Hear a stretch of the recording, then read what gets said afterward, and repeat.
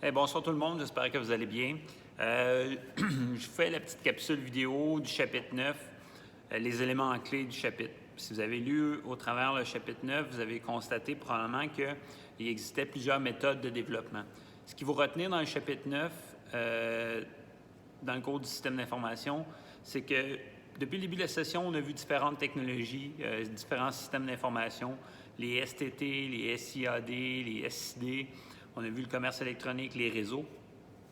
Tous ces systèmes-là, lorsqu'on veut développer un système d'information, même, prenons l'exemple du chapitre 8 avec la GCA, la gestion de la chaîne d'approvisionnement, la GRC, la gestion de relations clients et les PGI, logiciels de gestion intégrés.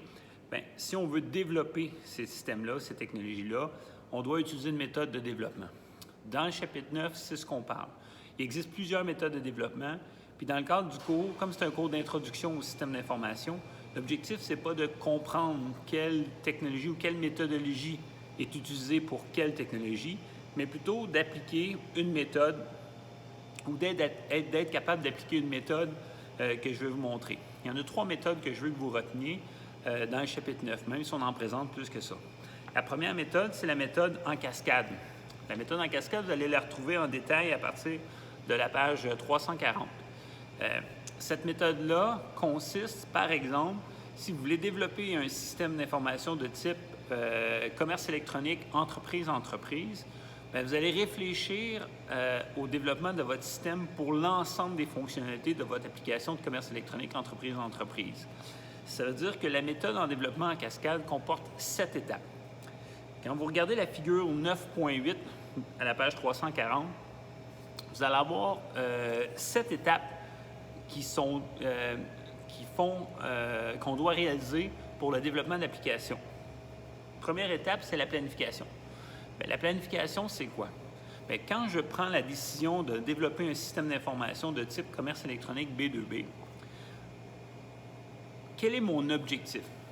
Quel est l'objectif que je veux atteindre si mon objectif, c'est que si la solution, c'est de développer une application de commerce électronique B2B? Bien, c'est en quelque sorte identifier quels sont mes besoins.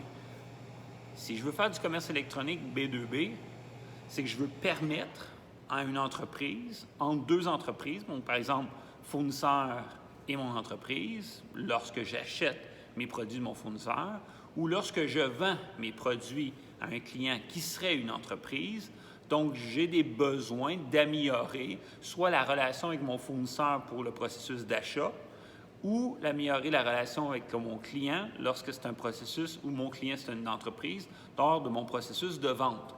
Donc l'application de commerce électronique va venir augmenter ou faciliter en quelque sorte la relation, la communication dans un processus d'achat ou de vente lorsque j'ai affaire avec une entreprise. Donc à l'étape de planification, je vais identifier quels sont les besoins pour mes usagers, pour mon entreprise.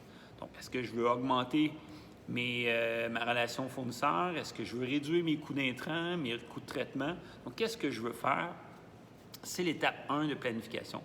À l'étape 2, l'analyse. Bien là, à l'étape d'analyse, on va regarder, en fait, à l'étape d'analyse, c'est ce qu'on appelle un peu les études de faisabilité. Est-ce que j'ai les ressources financières pour développer un tel système? Est-ce que j'ai les ressources matérielles pour développer un tel système ou j'ai les ressources humaines? Donc, si je n'ai pas de ressources à l'interne au niveau technique, je n'ai pas accès à un réseau de fournisseurs me permettant de développer cette technologie-là, bien à ce moment-là, je vais réduire ou je vais laisser tomber le développement de ces systèmes-là. Sinon, je vais aller combler ces besoins-là qui sont manquants ou cette analyse-là, ces faisabilités-là par des partenaires à mon entreprise pour développer mon système d'information. Troisième étape, lorsque j'ai terminé mon analyse, donc on voit qu'il y a une imbrication, donc je dois terminer la méthode en cascade, je dois terminer chacune des étapes avant de débuter la prochaine. Étape 3, c'est la conception. À l'étape 3, c'est le cahier de charge. Donc souvent dans l'industrie, on va vous parler de on doit fournir aux fournisseurs ou on doit fournir à nos partenaires de développement de systèmes un cahier de charge. Bien, le cahier de charge, c'est en quelque sorte le plan d'architecte. Si vous faites faire une maison, vous avez besoin d'un plan. Bien, à l'étape de la conception, c'est la même chose au niveau de l'informatique. on va développer, on va dessiner, on va y bâtir un cahier de charge en nommant les spécifications qu'on a besoin pour ce système-là. Quatrième étape, lorsque j'ai terminé la conception, c'est l'élaboration. En quelque sorte, c'est la programmation, c'est le développement de mon système d'information. Lorsque l'étape de développement de mon système d'information, donc on a choisi le langage, on a choisi un peu l'interface, le design, etc., bien, à l'étape de conception, à l'étape d'élaboration, lorsqu'il sera programmé, on va faire des tests. Tests unitaires, tests de fonctionnalité.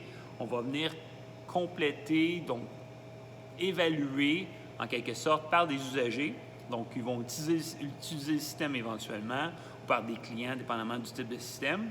Donc, si c'est une application de commerce électronique, par exemple B2B avec mon fournisseur, bien, je vais mettre en relation mes gens d'achat avec le fournisseur, donc qui s'occupe des achats, pour pouvoir regarder l'utilité ou les fonctionnalités du système que j'ai développé. Donc, tant que l'étape d'essai n'est pas concluante, je vais continuer à développer, programmer, modifier mon système. Lorsque les essais sont concluants, là, je vais prévoir l'étape 6, qui est la mise en œuvre. Donc là, je vais prévoir soit que le système actuel que je développe ou je viens de développer remplace un système existant. Donc, dans ce cas-là, je vais prévoir la conversion, le transfert des données actuelles vers le nouveau système.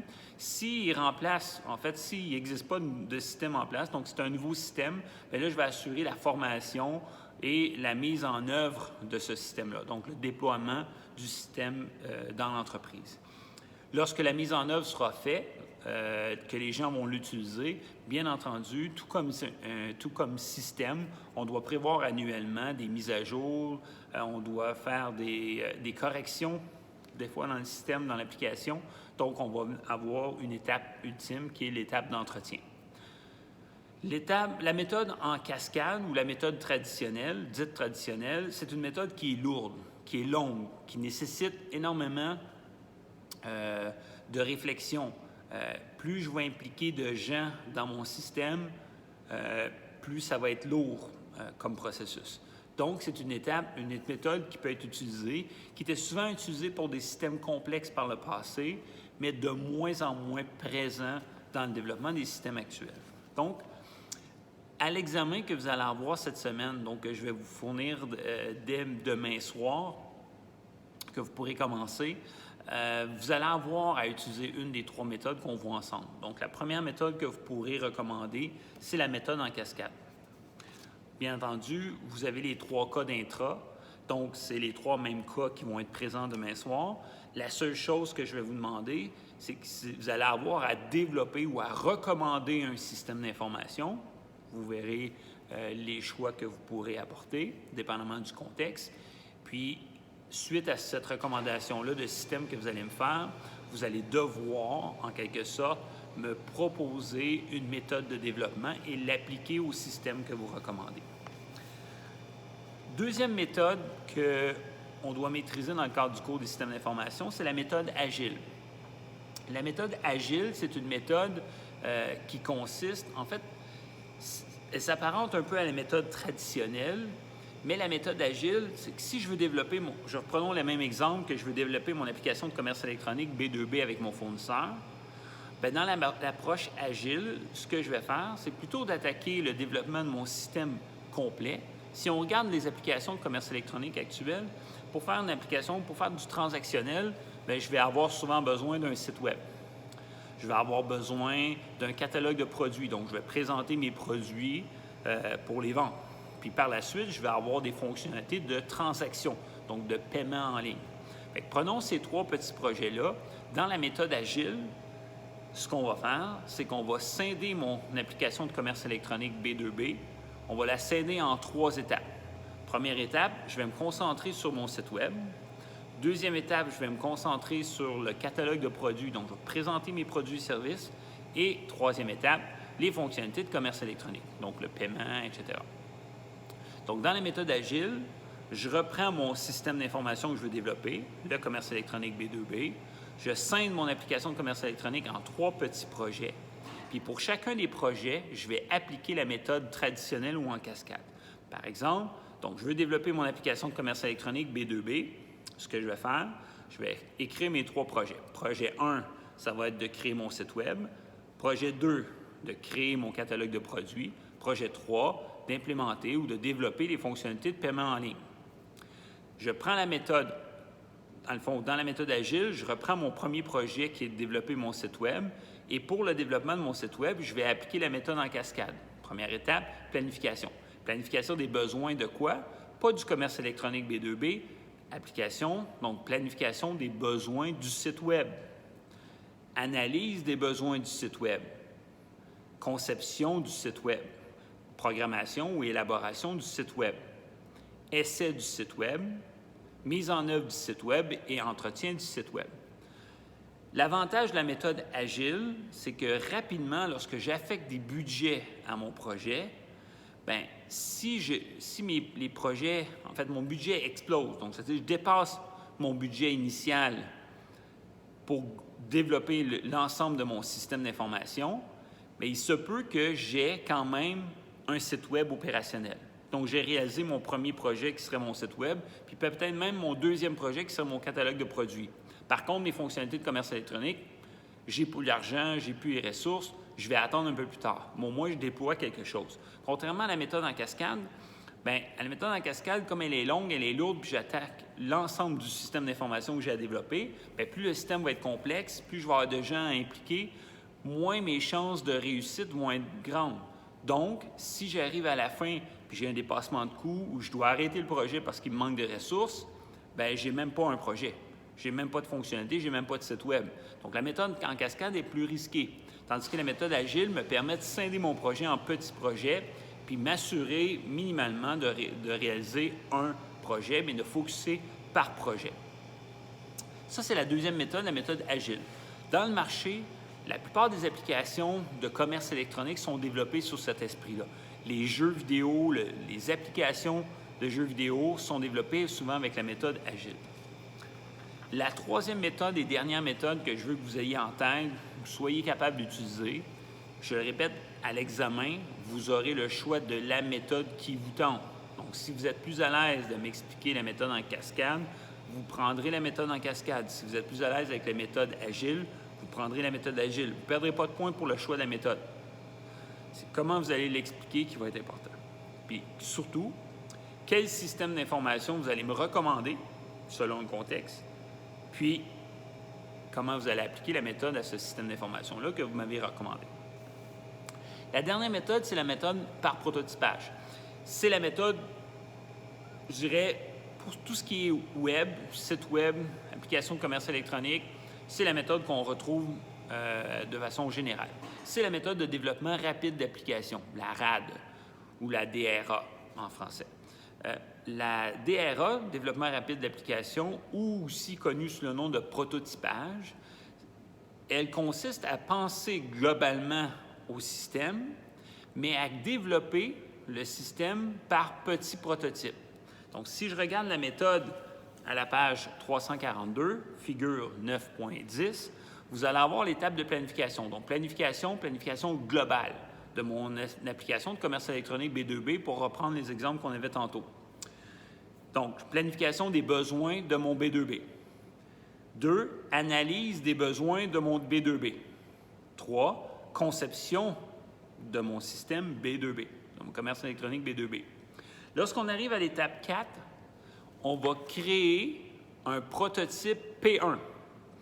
Un P1, quand on parle de prototype automobile, c'est une version, une idée de ce que serait la voiture éventuellement.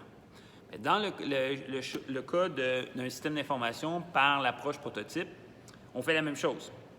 C'est-à-dire que l'étape 1, on va créer un premier prototype qui est très simple. On va tester ce prototype-là. Suite au test, on va améliorer le prototype pour en créer un deuxième, un P2 qu'on va appeler. Bien, le P2, c'est le prototype P1 pour lequel on ajoute des fonctionnalités ou on enlève des fonctionnalités qui devient P2. Et je fais ça, P3, P4, P5, jusqu'à temps que j'ai un produit qui satisfait mes besoins ou jusqu'à temps que j'ai plus de ressources. Donc, si, par exemple, je suis rendu au prototype 125, j'ai plus d'argent, bien, on s'entend que le prototype 125 est beaucoup plus près du prototype final que le P1 qu'on a vu au départ. Donc, je vais déployer, donc quand je suis rendu à mes essais, à mon prototype final, après 5, 10, 20 prototypes, je vais le mettre en œuvre. Donc, formation, déploiement, mise à jour, conversion de données si nécessaire. Et par la suite, je vais l'entretenir. Donc, l'approche par prototype me permet d'aller rapidement vers une première version d'un système, même si ce n'est pas exceptionnel, même si je n'ai pas toutes les fonctionnalités. Mais au fur et à mesure, je vais développer un P2, un P3, et ainsi de suite, jusqu'à temps que j'ai une version finale qui corresponde à mes besoins. Si dans 6 mois, dans 2 ans, j'ai besoin d'améliorer mon système, je ramène mon prototype final dans la boucle d'itération qu'on voit là, donc la boucle, puis je vais continuer mes prototypes jusqu'à temps que j'ai ma version améliorée. Ça complète les 3 méthodes de développement de système qu'on doit connaître dans le chapitre 9. À l'examen, vous allez avoir, la question va être textuelle. Première question, recommander un système d'information dans le contexte du cas pour objectif qui va être fixé dans le contexte. Deuxième question, à l'aide des méthodologies qu'on a vues ensemble, donc l'une des 3 méthodes, recommander une méthode de développement de système d'information pour le système que vous avez identifié en 1, puis développer la méthode. Donc, si vous avez recommandé une application de commerce électronique B2B, puis vous utilisez la méthode en cascade, puis vous allez faire la méthode en cascade, donc les 7 étapes appliquées à votre commerce électronique B2B, toujours en justifiant par rapport au cas de l'examen. Ça, c'est les méthodes de développement de systèmes d'information qu'on doit maîtriser dans le chapitre 9. Vous devez être capable d'en faire une, de la détailler au complet. D'où je vous invite à relire le chapitre 9 si ce n'est pas clair avec mes explications. La deuxième partie ou la dernière partie du chapitre 9 que je veux que vous gardiez en tête, c'est assez simple. Bon, ceux qui ont fait management des organisations, vous allez reconnaître à la page 353 l'approche ou la méthodologie SMART. Donc, SMART, certains volumes en management, on parle de Smarties. Ici, en système d'information, on va se limiter à SMART. SMART, c'est quoi? C'est la fixation d'objectifs. Bien, mon objectif en système d'information, c'est de quoi? C'est de mettre en place un système d'information qui va me donner une valeur ajoutée, donc qui me permette d'améliorer certains aspects de mon organisation. Donc, si je veux mettre en place un système d'information, donc je veux développer mon système d'information, bien, je m'assure de fixer des objectifs qui correspondent à l'approche SMART. Donc, juste de réviser ces éléments-là. Le dernier élément, c'est ce que vous allez retrouver, dans le fond, dans la gestion de projet. Donc, la gestion d'un projet en système d'information, bien, c'est comme n'importe quel autre projet. Souvent, ou dans la majorité des cas, on va utiliser la méthodologie d'un diagramme de Gantt. Donc, si vous avez déjà utilisé Microsoft Project, par exemple, bien, Microsoft Project va dessiner ce qu'on appelle un diagramme de Gantt.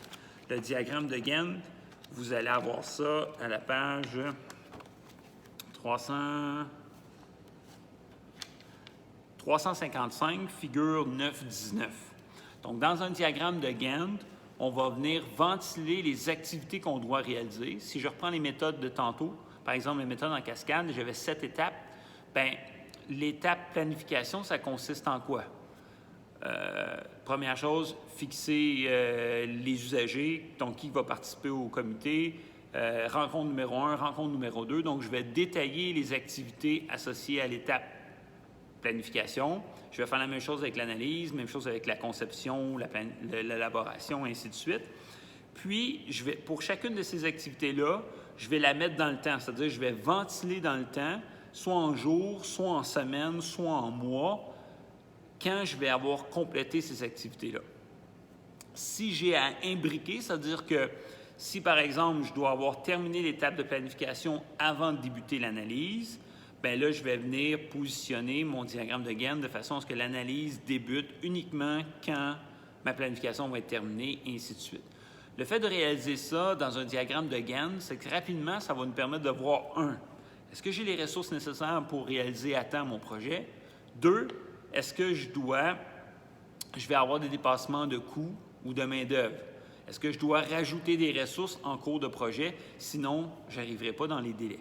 Puis si je n'arrive pas dans les délais de développement de mon système d'information, bien, il se peut que je n'utilise pas mon système d'information. Donc, il y aurait un impact majeur sur mon organisation. C'est ce qui est arrivé dans beaucoup d'entreprises. On a une mauvaise planification, une mauvaise gestion de notre projet informatique. Donc, ça amène à l'échec du système d'information ou du développement du système d'information. Donc, le diagramme de Gantt, c'est vraiment l'outil qui permet de gérer un projet. Dans le cas de système d'information, c'est un projet de développement ou d'implantation d'un système d'information. Donc, un outil très répandu et facile à utiliser que le diagramme de Gantt. C'est ce qui complète la matière théorique, en quelque sorte, du chapitre 9 que je voulais vous échanger, vous parler ce soir. Je vais faire une autre petite capsule vidéo un peu plus tard sur le chapitre 6. Dans le chapitre 6, vous allez voir, c'est assez simple. On va juste reparler quelques notions de base sur les bases de données qui étaient associées au système d'information de traitement de transactions, que vous avez souvent vu un peu le petit cylindre. Donc, je vais juste faire une petite capsule vidéo rapidement là-dessus pour vous rappeler que le chapitre 6, l'exercice, ce n'est pas l'exercice 6.2 qui est à faire, mais plutôt excusez, une activité de programmation que vous allez faire à partir du site code.org, donc code.org. Et dans ce site-là, vous sélectionnez la langue désirée, donc le langage désiré. Prenez en français, vous allez avoir une activité qui s'appelle « Heure de programmation ». Vous cliquez sur l'heure de programmation et là, vous allez avoir plusieurs thèmes ou plusieurs jeux possibles. Star Wars, la Reine des Glaces, la Reine des Neiges plutôt. Donc, vous allez avoir différentes applications. Vous choisissez l'une de ces applications-là au choix, dans le fond. Et lorsque vous activez cette application-là, vous allez avoir à passer à une dizaine d'étapes. À chaque étape, vous apprenez des éléments de programmation, on appelle de programmation orientée objet. Et lorsque vous réussissez chacune de ces étapes-là, à la fin, au bout d'une heure, ça va vous donner un petit certificat de programmation. Et ce que je veux avoir, c'est une photo de ce certificat de programmation-là. Donc, je vous reviens un peu plus tard avec une capsule vidéo sur le chapitre 6, donc sur les notions de base que vous devez maîtriser dans le chapitre 6. Puis, vous pourrez tout de suite attaquer l'exercice du chapitre 6 qui est à faire, qui est l'heure de programmation. Je vous rappelle que tous les cas, excusez-moi, tous les cas des chapitres 7, 8, 9 et 6, ils sont à remettre au plus tard le 12 mai prochain. Ce que je vais faire, c'est que lorsqu'ils vont être déposés au fur et à mesure, je vais ajouter vos notes. Et demain soir, donc mardi soir, le 21 avril, vers 8 h à peu près, 8-9 h, je vais envoyer sur le portail la portion d'examen que vous pourrez télécharger et me remettre au plus tard le 11 mai prochain. Donc, je vous laisse là-dessus. Dernière capsule vidéo pour le chapitre 6 un peu plus tard. Merci.